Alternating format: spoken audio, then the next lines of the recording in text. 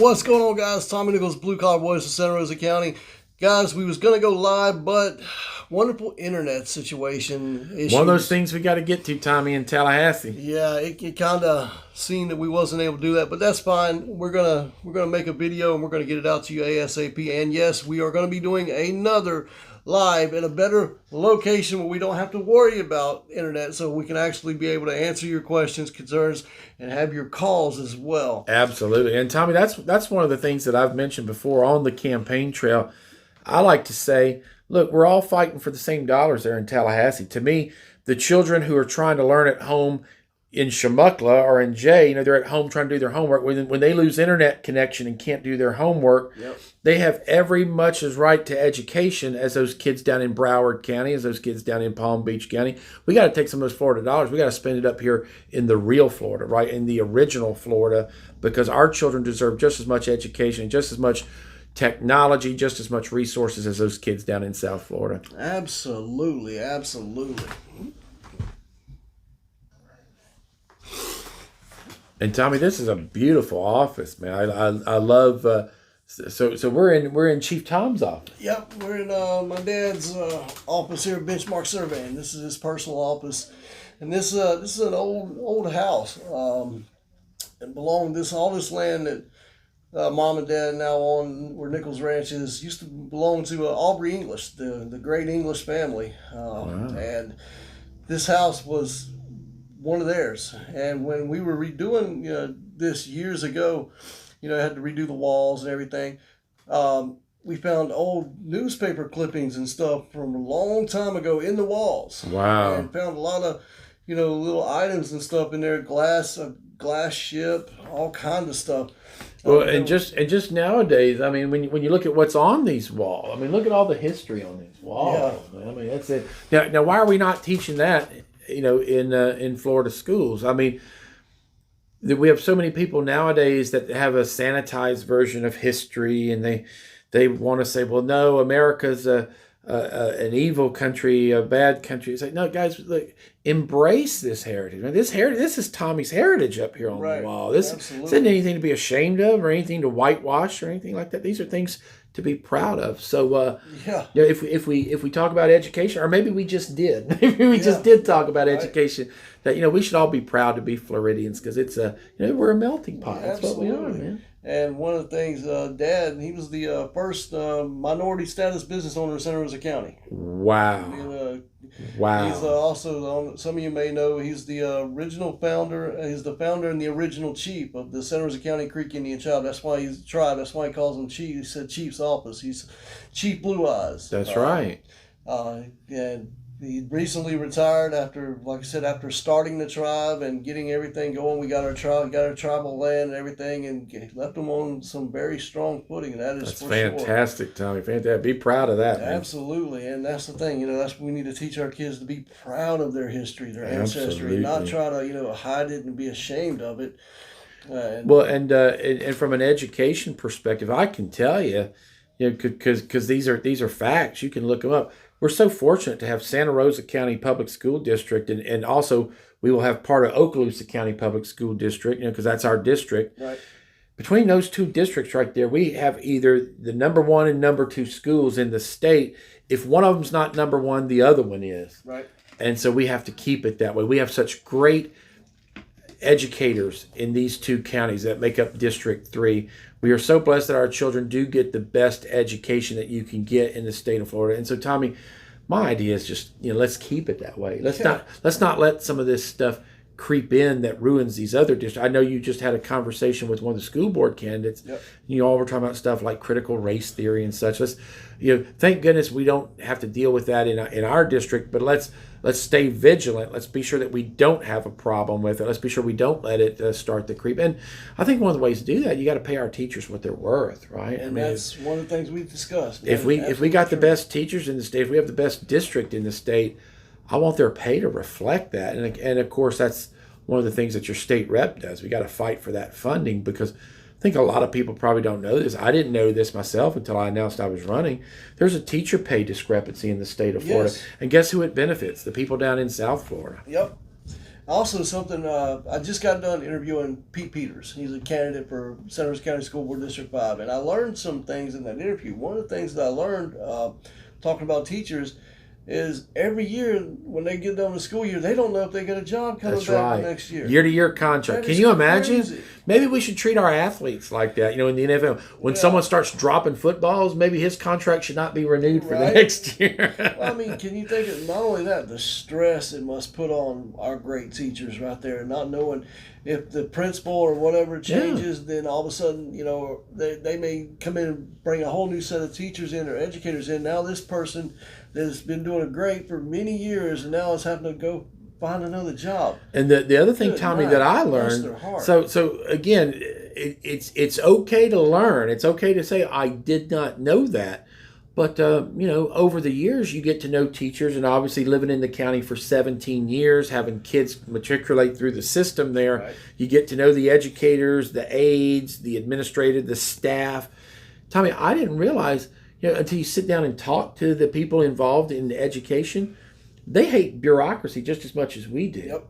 You know, when you hear about these teachers that have to do all these education plans and they have to write all these proposals and all these FCAT testing and stuff, you know, you might be surprised to know that the teachers hate that stuff just as much as we do. So the teachers, they're just like us. No one likes big government. No one likes taking orders and doing things just because a bureaucrat said so. So to me, that's refreshing. We need to support our teachers. They're just like us. They want the era of big government to be over. They don't want more government. They want less government. Right. And what's sad is I've talked to a lot of them. They think that way and they believe that way, but they cannot openly say that. That's right. And it shouldn't be that way. That's right. You know, you should be able to speak your mind. We're in America, the greatest country this world has ever seen. Again, we're fortunate enough to be in District 3 in Santa Rosa County, where maybe we don't have those concerns as much as, let's say, you know, Palm Beach County, Dade County.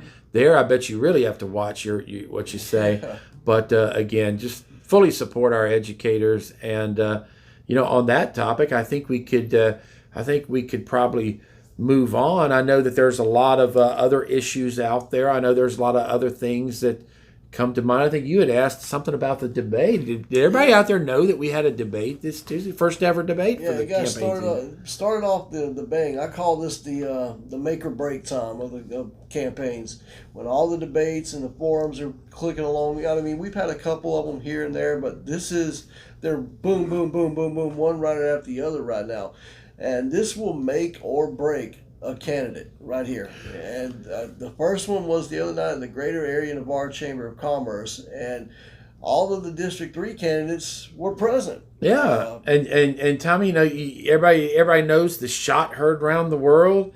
From the feedback we've been getting from the people in District 3, people who were at the debate, people who saw it, people who have gone on to Tommy Nichols' Facebook page and watched it. So again, if you haven't watched it, Tommy Nichols, he's got it posted. You can go through and see what we're talking about. But the feedback I've gotten, Tommy, you know, like I said, everybody knows the shot heard around the world. Well, people are telling me that was the shake heard around the world. So what they're referring to, and you know, and this is just, you know, this is just honest. This is just, you know, no offense intended. Right. It was my first time. What are we? I think I'm 4 months into the campaign trail. Like I've been doing this, guys, for 4 straight months. My opponent's been doing it for 6 straight months. So this was the first time in 4 months, as Tommy said, that I've even seen my opponent, even met my opponent. So, you know, I didn't mean anything by it. I put my hand out to shake her hand and got a handshake and said, it's an honor to meet my opponent, because that's the God's honest truth. I'd never met her before. And so that was just, you know, normally when you start a debate, you say, thanks for being here, I respect my opponent. So that was just me saying that. But after the debate, people were coming up to me and saying, you know, I realized, you know, that was literally your first time to see her, and that matters to us. You know, that matters to us, that y'all aren't, you know, that Dr. Rudman, you're at events, but she's not. And so a lot of people really thought that really kind of set the tone, and it wasn't intentional. It was just, It was just, you know, like I'll shake your hand here today. That doesn't, you know, it just means thanks for having me. Right. But apparently it really resonated with a lot of people at the debate for whatever reason. And I had a lot of folks reach out to me about the video and be like, wow, he took a knockout blow right at the start. And I didn't know. Well, it wasn't intended to be that way. Well, I didn't know what they were talking about at first. I'm like, what do you mean? He's like, well, he called her out basically for not coming to the events. And I had to go back and watch it again. And when I seen it, I'm like, well, he didn't call her out for not being at the events. It's just, I was born and raised in the South. When you meet someone, you shake their hand. Again, I want the candidates to know it's nothing personal, right? I mean, God help us if politics becomes personal, right? If we're like, I hate this guy, I don't like, it's about the issues. It's about helping the people who are watching this right now. Yep. So it's just the Southern gentleman thing to do. You put out your hand, you shake it, and like I said, that was right before a question. So before I launched into things, I just want to say, hey, thanks for being here. A pleasure to meet you. And I think that first question was, why are you running, kind of thing. Yeah, and here's the thing, guys. Another reason you can't say that he was taking a shot at him is because if she would have got there, before the event got started, I'm sure that's when he would have shook her hand when he met him. But they got there a little late. They had some other things they had to attend to, so they got there when they could, and they got there right at the start of it. That's and true. That was the first time that they was able to actually. They literally showed up as the event was going on. Yeah. So that's a good point, Tommy. I forgot about that. But yeah, they asked. So just so everybody knows, again, we're honest. We're open. Everyone should know when you watch that video, understand that every candidate had those questions in advance. That's not my preferred way of doing it. Like Tommy and I talking here, we're just talking off the cuff. You can ask me anything. We shoot from the hip. Right. So these prepared statements, I can't say I'm a big fan of that because to me it makes everybody look equal. It's harder to distinguish yourself when you've had all night to prepare or 8 hours to prepare. We got the questions. I can't speak for every candidate. I got my questions the night before. We were supposed to get them a week in advance. Yeah. So did we all get them, the night before? Or did some people get them the morning before? Did some people get them the week? You'll have to ask the candidates. I got mine the night before. But the point is, I hate prepared stuff. Yes. Now that is a politician. If someone has to tell you what you believe in, that's the definition of a politician. So even though it wasn't my preferred format, I hope that if you go back and watch the videotape, I hope there were some moments that kind of came through where you could tell that's genuine, that wasn't rehearsed. And who knows, maybe when you look at other candidates, you say that was 100% scripted. That was 100%, there were no, like for example, we had time to rebut. Yep. If somebody said something ignorant, you could raise your hand. You'll see me raise my hand, I think maybe, Tommy, 2 or 3 times. I was a little nervous at the beginning. Right. Just wanted to get a couple questions under my belt. And frankly, when you're talking about things like power bills, there's nothing to rebut. I mean, everybody hates Florida Power and Light at this point. Everybody wants lower energy prices. Everybody wants affordable homeowners insurance. So a couple of those early questions, there really wasn't a chance to rebut. But, as you get your legs under you and as you get kind of settled in, you'll notice that I raise my hand a lot to speak for 30 seconds extra to rebut some of the craziness that's being said. And again, that's I don't mean that for any candidate on my part. It's just There was a lady down at the other end of the table who's actually in a different district, but she's also in a different party, that lady down at the other end of the table. She was saying some things, Tommy, that I just couldn't let go. Hey. She was talking about how if you're a business owner in Santa Rosa County, you're evil and greedy and you need to pony up. And I'm like, hey, wait a minute, I'm a business owner. Hey, wait a minute, you take that socialism and you get it out of here. But I think if you just look at the interaction, even though that lady was in a different district, Maria and I both say that we're conservative Republicans. So I can't speak for Maria, but for me, as a true conservative Republican, I couldn't sit there and listen to that crap coming from the other. I had to raise my hand, and so maybe people will realize his opponent let all that garbage go. She didn't raise her hand. She let that socialist just rattle on about how Joe Biden was doing a great job running the country, and I was like, "What? Is this Santa Rosa County?" Well, if you listen when they said that, you hear a grumble in the room. Oh man, are we sure? Are we sure she was okay getting home that evening? It was it was unbelievable to hear that in Santa Rosa County. I don't know why that candidate even bothered to show up. But in regards to the District 3 race, now we had specific questions asked of us, so they left the other candidates out of it. It was just the 2 of us. So look at those questions. You were asking, I think, about highs and lows. Yeah, there were. Well, first off, I need to say there was, of course, before the event, a lot of people, oh, well, this person, get an unfair advantage. They got the question, this one didn't, blah, blah, blah. The thing is I heard the same rumors and rumblings everyone else did, that this candidate got them and this one didn't. I didn't know that all of them got it, so let's just get that clear right there. I was just going on, same thing, everything else. And you know what? And you know what, guys? In the future, I'd prefer these debates not give any questions. Right. I mean, shoot. I mean, if you got a problem with me, just ask me. Well, see, and at the end of it, I'll tell you an idea that I got. Yeah. A debate toward the end that we're trying to set up right now. Maybe the candidates ask each other questions. Well, that's one of the things, and also what we're going to do, the way we're going to do the questioning, the people, the citizens get to ask questions. The way I do my interviews, when we do them, those are your questions. There you go, Tommy. That's the way to go. These guys are running to represent you, so That's you right. should be the ones asking questions. They're interviewing with you. You are their employer. They want to be your employee. Absolutely. Okay? Absolutely. You, the people, not a builder, developer, or whatever. You, the citizen, are their boss. Okay. But Tommy, if you were asking me earlier, like what do you feel were your high points? Yes. What do you feel were your low points? So for me, and again, I'll ask you your opinion. The low point for me, I mean, what I wish I could have done better. There was actually some criticism on. I forget, concerned citizens. One of these special Facebook pages the day after, and it's not awful criticism, but someone said, "Hey, we had all these candidates. We had school board representatives. We had we had congressional representatives, county commissioners, and county commissioners, and no one mentioned Navarre, and they're sitting in Navarre." Right. And I wish I could have snuck that. I feel like I did sneak that into the conversation a couple times. I talked about Highway 98. I talked about traffic and congestion and growth problems on the south. I mentioned south end of the county. Maybe I spoke in too much code. So if I have one regret, I wish I could have mentioned the concerns of Navarre a little more. But to everyone's credit, all the candidates that were there, like Tom said, we were all given the same questions. There were no specific questions given to us about Navarre. Right. So when someone's asking you about Garcon Point, you can't say, well, forget Garcon Point, let's talk about 90. I mean, it's impossible to change the subject. And to be honest, I think you're a politician if you do change the subject. I think you should ask the question that is given. So in terms of low points, I wish there had been some questions about the Navarre community, because obviously Navarre's got some issues it's dealing with specifically. Yep. And for that matter, maybe there should have been more questions about specific communities. We just had a Board of County Commissioners meeting where they rezoned a lot of this property just a few miles north of where we're sitting.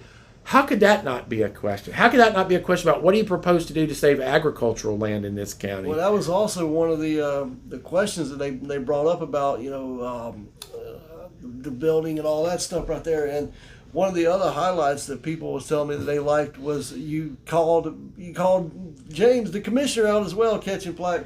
The way you done it, hey, it's a debate, guys. You got to remember that it is a debate. You're debating your opponent right there. But and again, my point was they addressed the elephant in the room. They said, "What are y'all going to do about infrastructure?" As if we don't know it's a problem. Tommy knows it's. I know everybody. We could take a poll. Everybody knows we don't have infrastructure in this county.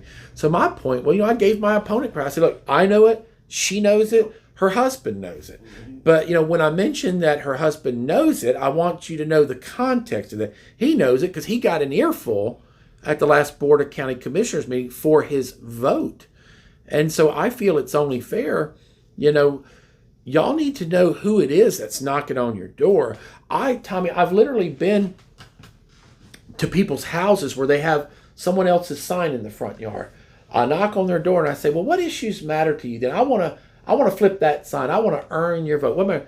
Well, we can't keep waving people in and building this high density house. We can't keep, building in all these development. And I said, "Do you know whose sign is in your front yard?" Because you're voting for the very guy that you say you hate those policies, And so I just want, yeah, like you say, that probably was a highlight. I could see how people would say, "Hey, he mentioned infrastructure in the setting of people's votes," because when you wonder why is there a Dollar General in this area, why are there townhouses on this street that shouldn't have townhouses, it's because someone probably rezoned that property, and that requires a county commissioner to vote on it. Yep. And so that was just my friendly way, I guess, of letting you guys know that, yep, everybody in this room knows about the infrastructure. It's just that only some of us are willing to do something about it. Yep. It's one thing to know about it. It's another thing to actually take action. But for me, Tommy, probably my highlight was maybe the rebuttals, because that gave me a chance to kind of freewheel a little bit. Right. I actually rebutted myself at one point. They asked Yes. about J.R. Williamson's legacy, right? Yeah.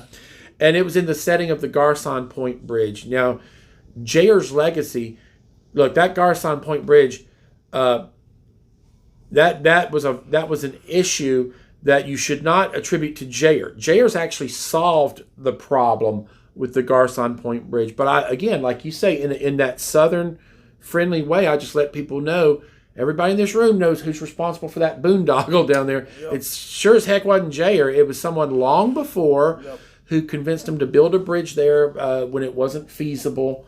And I didn't mention names. Y'all can look it up. Y'all can see who I'm talking about. And I mentioned who that person donated to.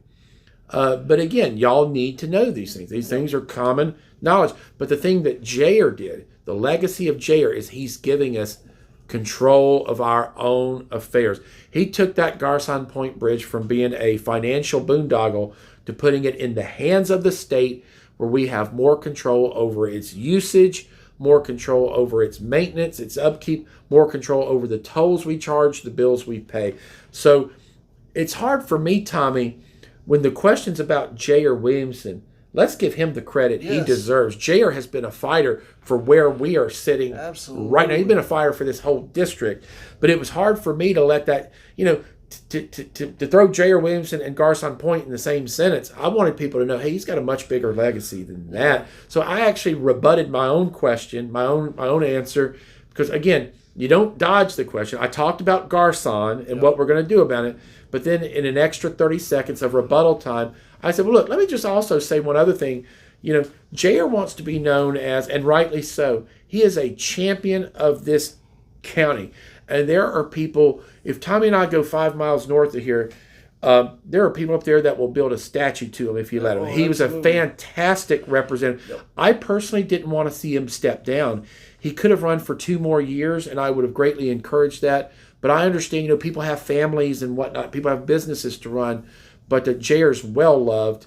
And so I wanted people to know that north end of the county. There are issues in the north end of the county that he was a tremendous fighter for that weren't able to get fully implemented, that we're going to get implemented for him. And that's going to be my promise to J.R. And I got to say, I've known J.R. for many years. Great guy. Him and my dad's, his dad and my dad, they ran against each other in the 90s. And really? That's how we got to, first know each other. And we've been parallel each other in local politics from that day. How about that? We worked together on a lot of things. J.R. is one of a kind. Absolutely. He had a great teacher. His dad, Jimmy Williamson, was one of the best county commissioners this county has ever had. Everybody loved Jim, and my dad was a personal friend of his, and you'll never hear Dad say a bad thing about Jim at all. So Tommy, can I interject just for a second? Yeah, go ahead. So what y'all were just hearing, now that's history. That's what history is. History is Tommy teaching me what came before me, and that's what we want to encourage in our schools. That's the kind of stuff, our children need to know Florida civics and Florida. They need to know who came before them. They need to know stuff like that. Absolutely. When you have great champions like Congressman Jeff Miller, who tirelessly fought for our veterans in this area, when you have great representatives like Greg Evers. Did you ever get to know Greg Evers? Oh, yeah. Greg was one of the ones that I've told you before. Greg is one of the ones who I learned from. Wow. When I first got into local politics, when I was 10 years old holding signs on the side of the road for my dad, and I've been involved in it ever since. Greg and Jim Williamson and my dad and my grandpa Frank Lewis are the ones who I learned from. And that's how I know the things that I know came from all of these people. And Greg was one of a kind. He was a regular guy. He was one of us. That's why people loved him. Yeah. He didn't care about, all the, what the title and anything came with it. He cared about his home and the people of this place. And I can tell you, Tommy, right now, there is no one in this race and again, myself included, we are not Jeff Miller, we are not Greg Evers, but if you give us a chance, maybe we can be a fraction of what they were. Absolutely. And that's our goal. That's what we're working towards. Hey, if you reach that, then you've been a success. Already. Absolutely, 100%. You know, anytime, because all you got to do is go around Santa Rosa, North Escambia, Okaloosa County, say the name Greg Evers, and you will not hear anything negative. I promise you, you will not. Say the name Jeff Miller. We have J.R. Williamson. J.R. Williamson. We have we have a history of excellent sheriffs in this county. We have a highway named after Sheriff Wendell Hall. We have Bob Johnson, who I sat and had lunch with the other day. So we have some great people working on our behalf. I'm just asking you to send one more person. That would be me. I promise I'll do the same for you. We do have great leaders here, but let me tell you, it's the people below them, the regular person, the regular deputies, the regular teachers, the regular Joes. We have great those right there. Yes. And good point. We have great those that make great leaders look good, okay? If the people at the bottom, people doing the grunt work, wasn't the best, you really think we'd have the best at the top? Come on now. That's true. We wouldn't. That's true. So that tells you from the bottom to the top how great of a county in Northwest Florida really truly is, guys. We just need to fight for this county, Tommy. Like I said, and this is regurgitated. You've heard me say this before. We have 7 representatives representing the entire Florida Panhandle. Yep. They have more than 7 representatives in Broward County or in Dade County. So when you send us to Tallahassee, we have to stick together. We have to fight for this Panhandle. We have to let people know the history, that this is the original Florida. You don't need me to tell you, Tommy. Florida used to be from St. Augustine to Pensacola. Yep. That was it. And there was one road between them. That's the original highway. And part of that trail, the Andrew Jackson Trail, you can actually walk down in my end of the district. You can go out to the Live Oaks and walk it if you want to. And so we need to fight for our due. Yep. Like I said, our kids are just as important as anybody else's kids. And their education is just more. The technology, the industry is just as important. We need it here just like they need it in Orange County. So we're going to fight for every job. We're going to fight for every business. We're going to encourage small businesses, Tommy, to open up. I'm a small business owner. I got my own doctor's office. Let me tell you. Small business. Yeah, exactly. Let me tell you, these kind of small businesses are not easy. They're not for the faint of heart, because the state government, they put so much bureaucracy between you and doing it. I don't know how many people out there own rental property. If you own rental property, you got to be mindful of stuff like bed tax, occupancy tax, sales tax, and no one teaches you that stuff. If you run afoul of that stuff, man, you're going to have a knock on your door, and you're going to regret it. So we have to look at what impedes people from opening businesses. And when it's the government, when it's things that I can control or regulate, we have to say, government, get out of the way. Because you're now hurting people. You're now keeping people from feeding their families. Exactly. I want to jump back over to the debate. Oh man, that was a heck of a time to start the debate. That was a great session. It got started off with a bang with the county commissioners, Mr. Smith and all that. He was keeping them on his toes. I got to give him credit. But the county commissioners, they all did a great job. I got to give them credit where credit's due. But one of the questions that folks or comments that a lot of folks made about that debate was, of course, it was a first for many of you guys to see Ms. Calkins speaking publicly. Right. And a lot of the comments that folks have said to me was, it seemed like she was nervous or she was robotic, which, like I told you now, I don't know if that's because it was her first time or if she was nervous or what, but my thing is this part in the campaign, she's got to, if she wants to, she's got to get over that and get ready to rock if she wants to, because you're rolling. You're not going to, you compare the two right now, Doc is he's speaking flow, everything's flowing with him, and he knows what he's wanting to say, and he's saying it, he's getting out there clear and concise. His opponent right now, she was struggling, and that doesn't look good for her, and that's a good thing for this candidate right here. Well, and Tommy, I'll let my opponent figure out how to rectify that. Right. It could be one of two things, and again, I don't like giving the opposition advice, but it could be just that the depth of knowledge just frankly isn't there. True. Now that would be very concerning if you're a voter and you've got one person that you feel like knows the issues and the other person just deflects to talking points. That's that. not a good sign.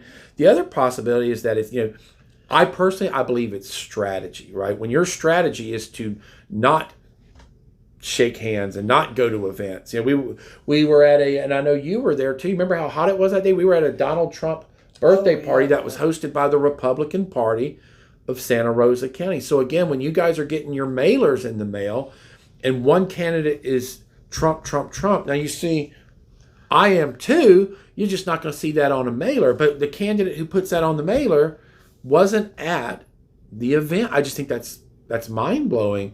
And so when you have when you have a strategy of sequestering your candidate, when you have a strategy of don't shake hands, don't answer questions, well, how is it going to look when you are released from the closet and you do go to some, so again, either it's a lack of knowledge, which, and again, no offense, I'm just saying it's either a lack of knowledge, which would be very disturbing. I personally think it's probably just part of their strategy, and I think it's a bad strategy. It's never a good strategy to put your name out and then just go lock yourself in your room. You've got to meet the voter. And I think you saw the backlash of that strategy. I think maybe they need to get a new strategist, or maybe just I'd like to see him drop out of the race and say, hey, no mas, just like how we used to be a 3-candidate race. Right. I think everybody knows that the third candidate had some serious health issues that he had to attend to. This is a very good Christian man, Skip Orth. Wow, there you go. Somebody's letting you know what a great man he was, and a great man he is. Well, Skip is dealing with some personal health issues, and we're sorry to not see Skip on the campaign trail. But again, when things happen, and you can no longer devote the time, or you feel like you're not going to be able to be that person, Skip manned up. Skip, he joined our campaign. He says, I full-throatedly endorsed Dr. Joel Rudman. I think you were there at that announcement. And so, man, if you ask me, I mean, maybe this is premature on my part. I think after that debate, it sure would be nice for us to all coalesce behind one candidate. I would not fault Maria at all if she were to say, yeah, I don't think I'm cut out for this.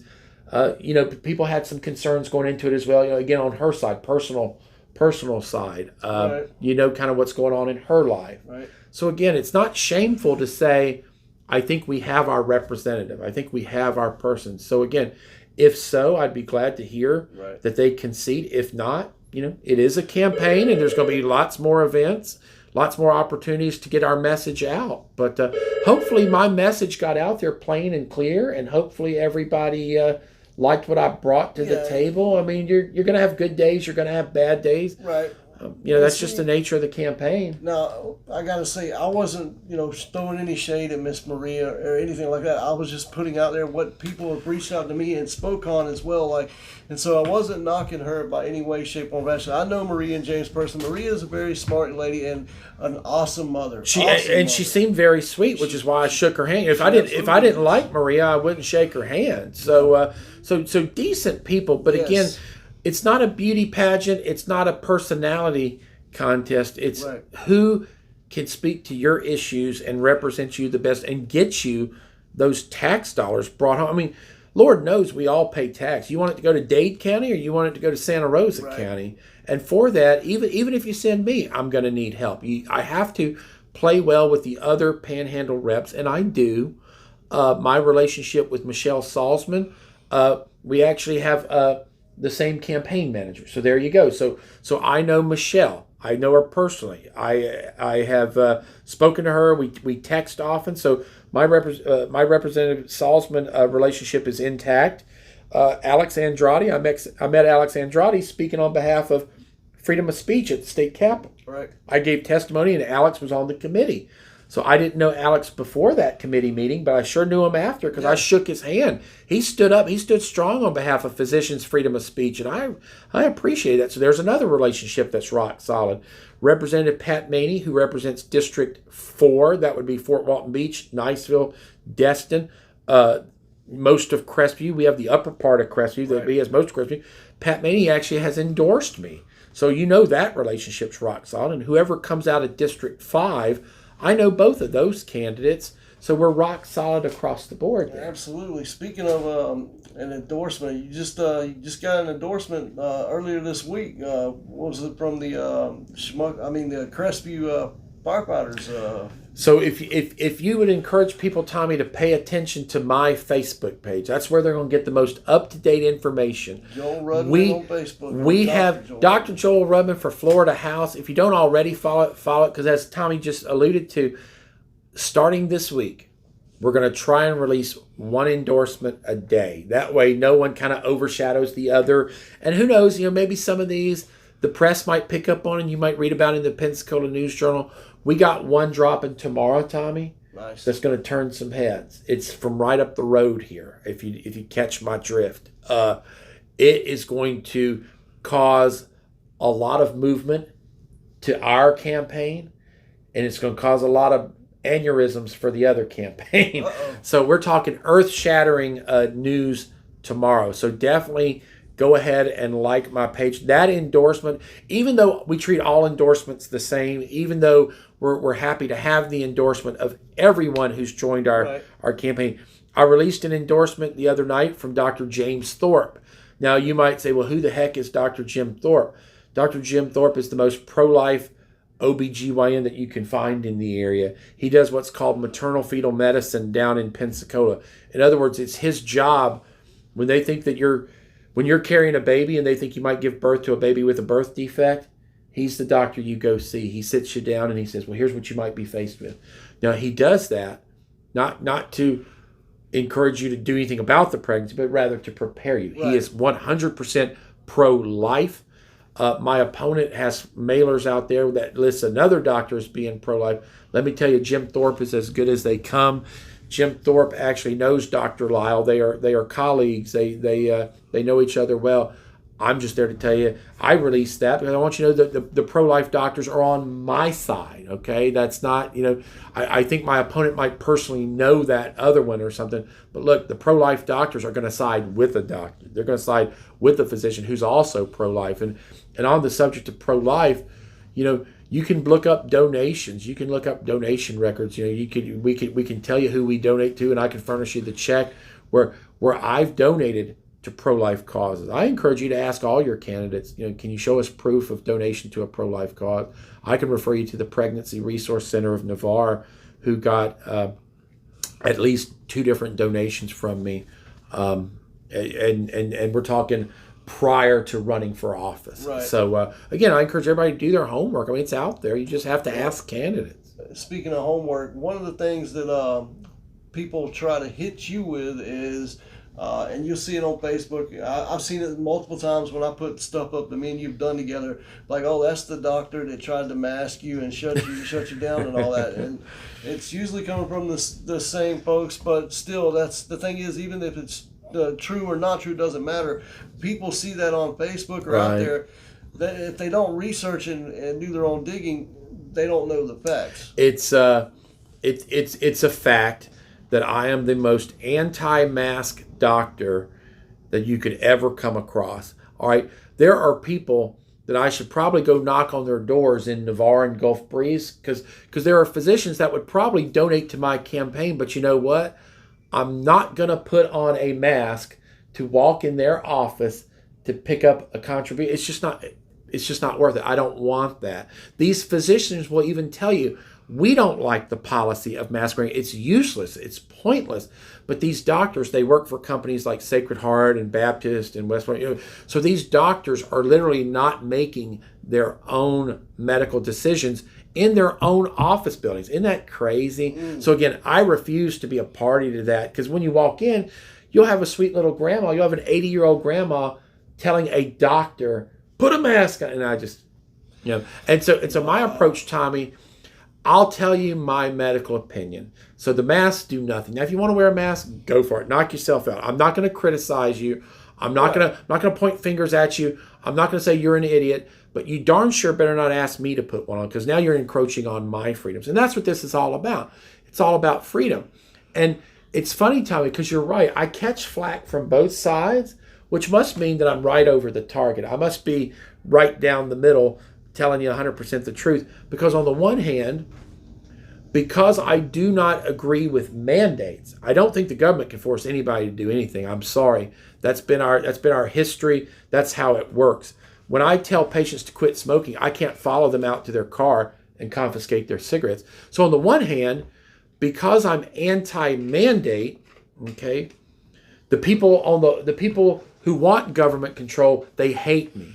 They hate me. They say, no, government can put a shot in your arm. They can cause you to get fired if you don't get a vaccine. And I say, no, they can't. No. But then, Tommy, I also catch it from the other side because, look, I'll admit to you, I'm vaccinated. That's a choice, though, that I made. No one forced me to get vaccinated. I run my own practice. I could have said no. Right. But I think that's what you're referring to, Tommy. People will say, well, he's not one of us. He's vaccinated. Right. I would encourage people to understand, as a physician. And this is what you need to get out there. As a physician who runs a medical office where I have 1, 2, 3, 4. At the time, I think I had 6 people on the payroll who count on those checks to feed their families. Y'all have to remember what life was like in January of 2021. Donald Trump was still president early January. You know, I call it the takeover. The takeover hadn't taken place yet. You know, right. They call us insurrectionists. They should look at the other side. But anyway, my point is, I had President Trump, who had done Operation Warp Speed and had approved these vaccines, and they were now out. The choice we had at the time as business owners and as doctors, it's either you could volunteer and get this vaccine. And again, no one forced me. It's a choice. Right. You can either show up and get the vaccine, has to be on this day at 5 a.m., or you could choose not to, in which case, if I'm ever around a COVID patient, and at that time I was around 6 of them a day, they said, from this point forward, if you're around a COVID patient, we quarantine your entire office for 2. You remember the quarantines, wow. Tommy. You would be healthy, but because you were around somebody for 15 minutes, they'd lock you in that. Yeah, you'd have to suffer. You'd done nothing wrong. So that's what doctors were faced with at the time. Could I afford to shut my office down for 2 weeks at a time every time I got around a COVID patient? And remember, that would deprive people of paychecks. It would deprive me of income. It would deprive patients of their doctor. There were no carve-outs for doctors. The carve-out was, if you got vaccinated, we would exempt you from quarantine. So the issue for me wasn't, is the vaccine 100% effective, or is the vaccine a load of garbage? The issue was, do I want my business to stay open? It was a business decision. Exactly. Now, I can tell you that after I got my vaccine, it was the Moderna. I can tell you that for the first several months, it seemed to work. Maybe it's because that was geared towards the original strain. No one told us the sucker was going to mutate every 3 months and turn into something totally unfamiliar to what we started. If they had told us that at the beginning, maybe that would have made a difference in some people's choices. I'm sure it would. Point is, we didn't know any of that information. Hindsight's always 20/20. Yep. So you look back and say, well, didn't you know it was going to mutate? Didn't you know it wasn't going to be effective? No. We had an administration. We had a government that told us it was 96% effective. And you need to line up and get this if you're at high risk. Well, also, Tommy, people forget at the time, I didn't look like I look today. I weighed a lot heavier. I was 243 and a half pounds. And at the time, we had people in the ICU who were struggling to breathe. I was looking at my scale in the morning, looking at those people in the ICU and say, damn, we actually have some things in common. I'm starting to look like those guys who are struggling. So to me, I made a choice. But again, the point being, it's a choice. I did not sign up for this job. I did not run for office to rail against the vaccine, right? I did not sign up for this to rail against anything. I signed up for this to give you the choice to decide what you want to do. It's not my place to force you to do anything. Look at it from the opposite perspective. I have these patients who are asking me, where do I get my 4th booster? And I look at them like, you're asking the wrong dude. I've never been boosted. I don't believe in the boot, but I tell you what, there's the pharmacy. Why don't you ask them? They'll be more than happy to. So you have to look at it from both sides, right? I have patients who are on this end of the spectrum, patients who are on this end of the spectrum. I don't judge either one. So that elderly person who wants his booster, I don't say, man, you're an idiot. I say, look, I personally didn't get any boosters. I'm not going to be a party to that. But now if you want to be a party to that, sure, you know where to go. And again, it's all about giving people the freedom to make their own decisions. Part of freedom, America being America. part of freedom includes the right to make the wrong decision. How many people out there are perfect? Are you perfect? How many people out there have made bad decisions in your life, right? So that's what freedom's all about. So again, if you're a patient who wants me to sign a mask waiver, you bring it to me. If you're a patient that wants me to sign a vaccine exemption, and I've signed dozens of them, you bring that to me. It's not about me making the patient's decision for them. It's about the patient being involved in the process and telling me what suits their particular situation. And of course, as your doctor, like I said, I'm happy to help you in that regard. But Tommy, I actually think that there's people out there, and we were actually, you might have been at that meeting, we were at a Republican meeting. We want to be clear that freedom is freedom. Freedom isn't doing what I want you to do. Right. I want you to vote Republican. I want you to never vote Democrat ever again in your life if you're listening. But freedom means giving you the choice to make your. I can't follow you into the voting booth. I can't give you a left hook if I see you checking off Democrat. Right. I mean, that's not what freedom is. Right. So I hopefully that helps clarify some of the situation out there. Like I said, if you ask me today, how do I feel about the vaccine? I think learn by example. Okay, I'm not boosted. Okay, that should tell you something. That should tell you how I feel about the vaccine. All right, fool me once, right? Right. Fool me twice. Now let me ask you. I already know your answer, but folks out there might not. When you got the vaccine, I remember you said, "Let me be the guinea pig." Yeah. You told your people that. But now, after you did that, was there any? Do you have any issues come up with it? Or see, this is a good interviewer right here because he's getting information for you without being judgmental, and that's what you want. Tommy's not attacking me. He's not. He just wants to know. Right. This is what an interview is supposed to be. Right here. If there's any other candidates out there that haven't sat down with this man, you need to, because listen to what he's dragging out of me. Okay, so he's exactly right.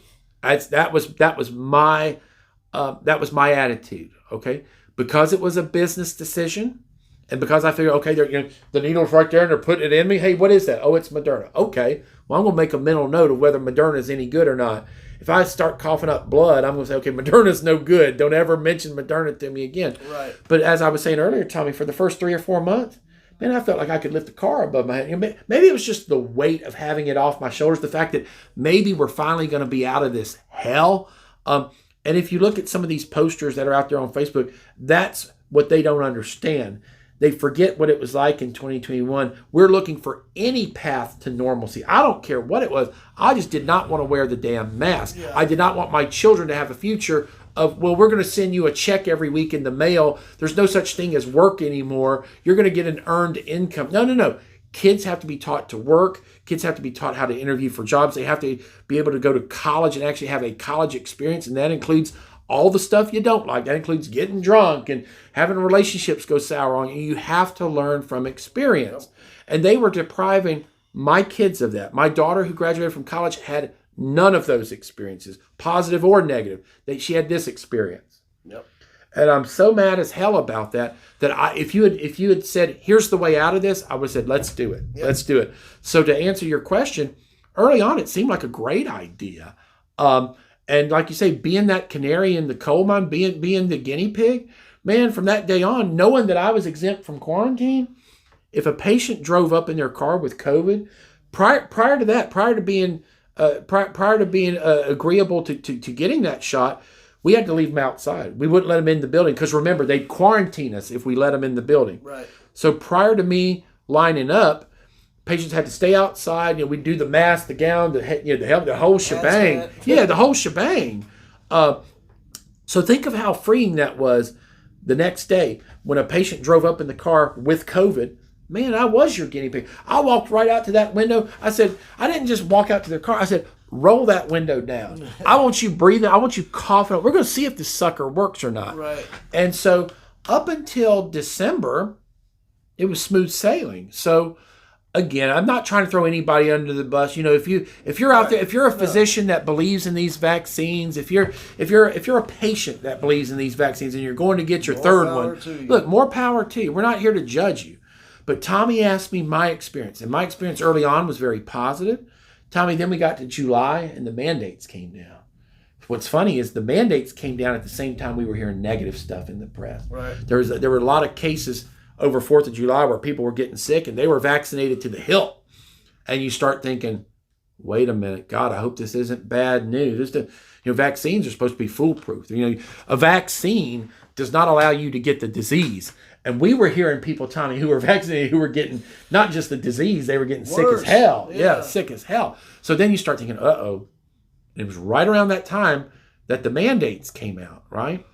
So we immediately had that 1-2 punch and saying, whoa, pump the brakes here. Something's not right. First of all, you don't force people to do anything. You don't take people's constitutional rights away from them. So we were always, Tommy, anti-mandate. And you can go back on my Facebook page and look that up. We were never in favor of the mandates. Once those mandates came down, it didn't matter what my personal experience was.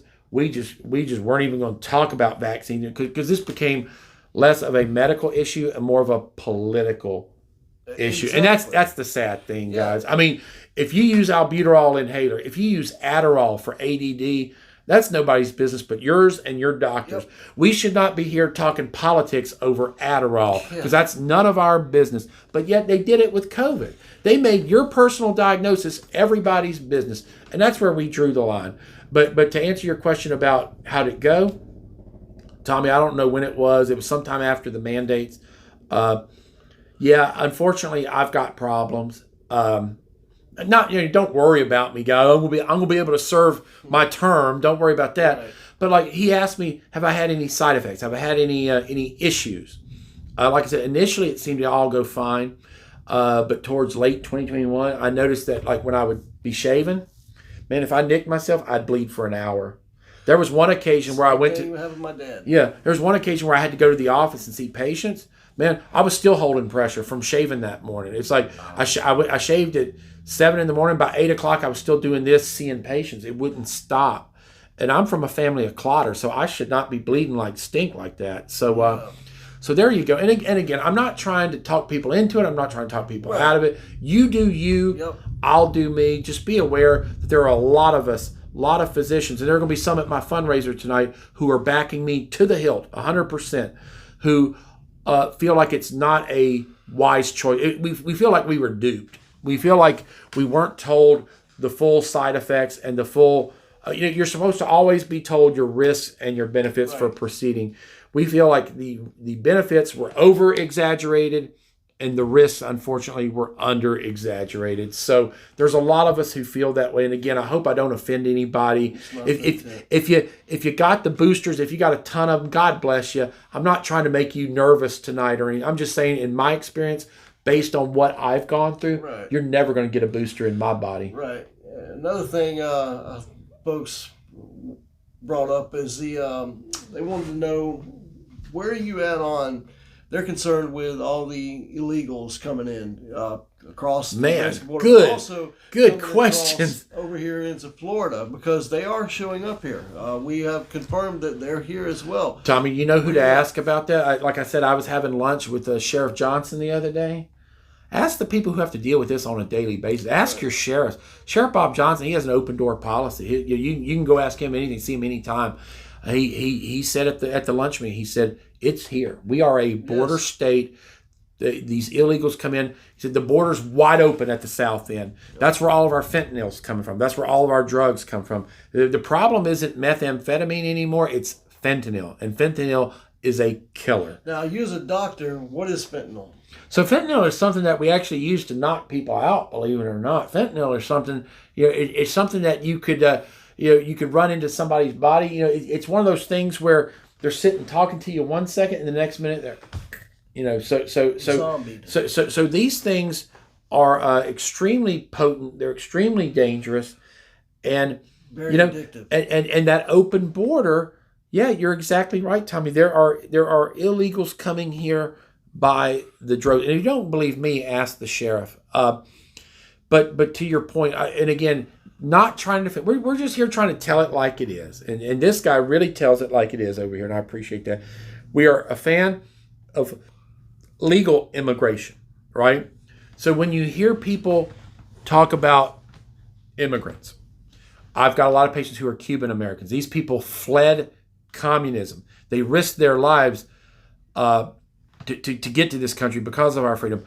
But Tommy, it is fair game, I believe, to point out differences, right? So again, when I have an opponent who people are saying, well, she fled communism. Well, she came over on vacation. I don't know too many people whose lives are in danger who take a vacation and say, well, I'm going on vacation. The people I'm referring to, my Cuban American patients, they didn't come over alone. They didn't say, well, let's take a vacation to Miami. We're talking about people who are woken up in the middle of the night. We're going. Let's go. Yeah. And we're talking about people, when you ask them, how many people did you bring with you? Did you come alone? No, I brought everybody I could until the raft was taken on water. Right. We brought 17 people with us, Dr. Rudman. We brought aunts, uncles, mothers, fathers.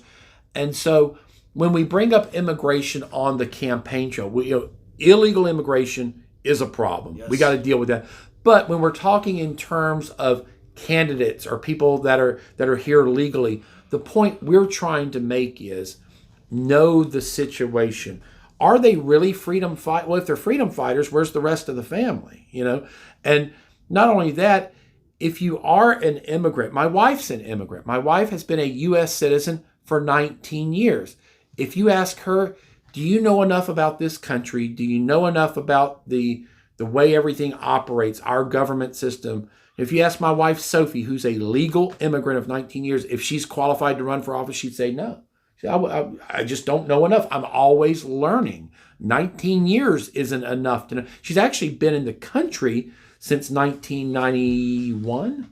Oh, so that's a lot. But like I said, even she would tell you there's a difference between learning the Constitution and learning the Bill of Rights and learning about U.S. government from experiencing it and growing up in it, and a difference between that and learning about the Constitution from a foreign textbook. So I think that is fair game. Again, I think that's a valid concern that a lot of people have voiced to me. And again, that's not coming from a malicious intent. It's right. It's just people feel very strongly about that. That if you're going to represent us, we want to know that you know all you're supposed to know. Did you live it? Did you breathe it? Do you pay employer taxes? Do you employ people? Do you know what it's like to make payroll?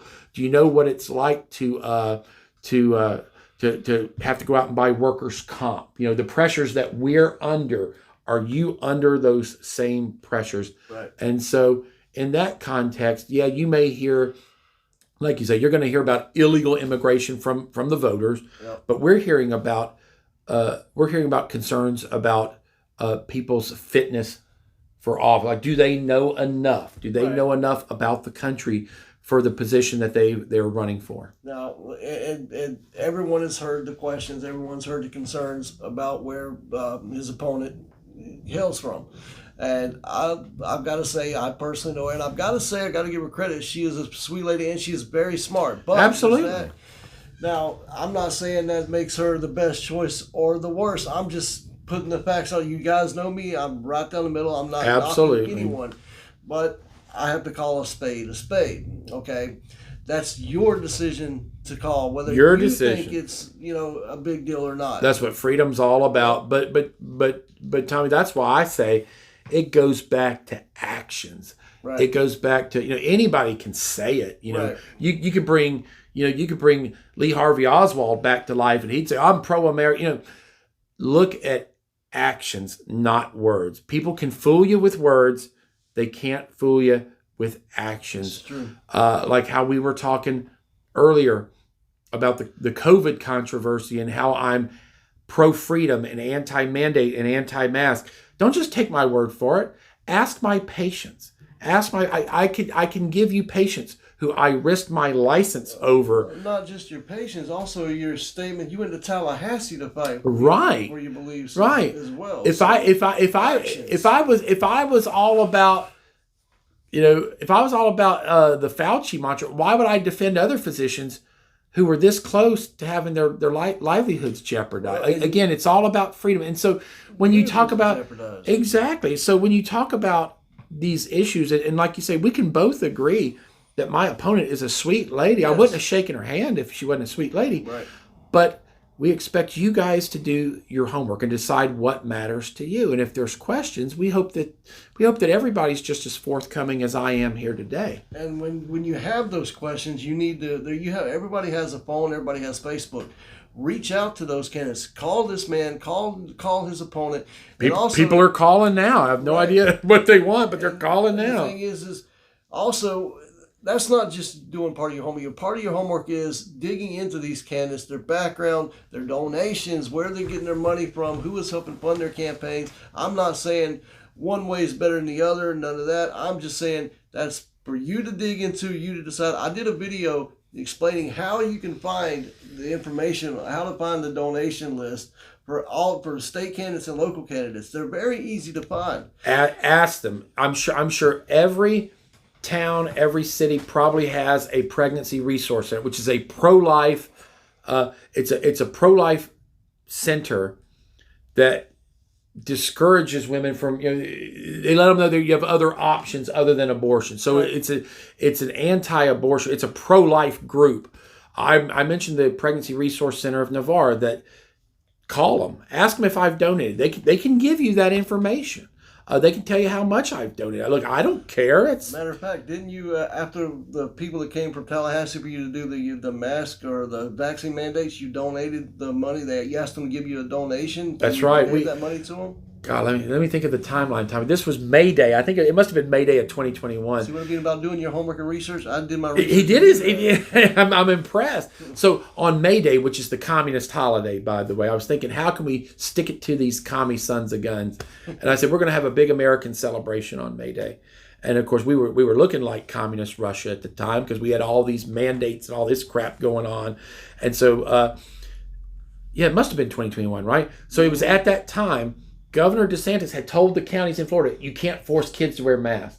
But we had like 3 or 4 rogue counties that sued the governor. Y'all remember, or if you don't remember, that you need to know this. You had Tallahassee, you had Palm Beach, you had Dade County, you had Howard. You had all these liberal counties that sued the governor. They said, no, we're going to keep our kids in masks. So guess what the kids in Leon County did?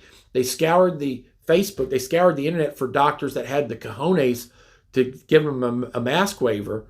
And they kept looking county by county by county, because they didn't want to drive 3 hours, but they drove 3 hours to see me because there was no one within the adjacent counties that would sign their form. Wow. But I signed it. Wow. So again, when you have when my opponent says they're pro-life, hey, that's awesome. We want all the pro-life people we can get because we are the majority.